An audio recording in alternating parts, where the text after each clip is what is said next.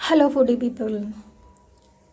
నిన్నైతే తోటకూర కందిపప్పు పొడి వేపుడైతే చేశాను. ఒకసారి అయితే చూడండి. ఈ తోటకూర అదే కొయ్యి తోటకూర అంటారు కదా, అదే ఆర్గానిక్. అది అసలు ఎంత టేస్ట్గా ఉంటుందో ఈ తోటకూరతో చేస్తే కనుక చాలా బాగుంటుంది. ఒకసారి అయితే చూడండి. ఫస్ట్ అయితే ముందు కందిపప్పు ఒక్క పొంగు రానివ్వాలి.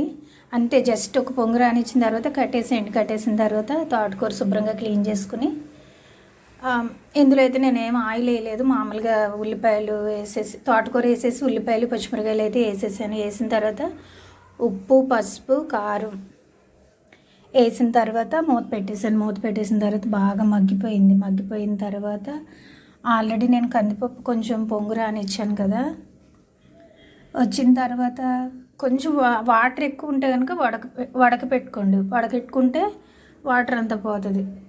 ఇంకా కందిపప్పు కొంచెం పొడిగా ఉంది అనుకుంటే కనుక ఆ వాటరే పోయండి, బాగుంటుంది. లాస్ట్లో అయితే తాలింపు వేసా, పప్పు తాలింపులాగే సేమ్ అంతే. కొంచెం నెయ్యి వేసా, నెయ్యితో పాటు కొంచెం ఆయిల్ యాడ్ చేసి వేసాను. చాలా బాగుంటుంది. కావాలనుకునే వాళ్ళు కొంచెం నిమ్మకాయ కూడా పిండుకోవచ్చు, కానీ నేనైతే నిమ్మకాయ పిండలేదు. కావాలి అనుకుంటే కనుక నిమ్మకాయ పిండుకోండి, చాలా బాగుంటుంది. తోటకూర కందిపప్పు పొడి ఎప్పుడు చాలా చాలా టేస్ట్గా ఉంటుంది. ఒకసారి అయితే కానీ ట్రై చేయండి. ఆ కందిపప్పు నీళ్ళు ఉంటే కనుక నేను ఉప్పు వేసుకుని కొంచెం తాగేసాను, చాలా బాగుంటాయి. అలా ఉప్పు వేసుకొని తాగితే మట్టుకు చాలా బాగుంటాయి వాటర్ అయితే. ఓకే, వీడియో నచ్చినట్టయితే లైక్ చేయండి, షేర్ చేయండి, సబ్స్క్రైబ్ చేసుకోండి, కామెంట్ చేయండి. ఇలా అయితే ఒకసారి అయితే ట్రై చేయండి. తోటకూర కందిపప్పు పొడి ఎప్పుడు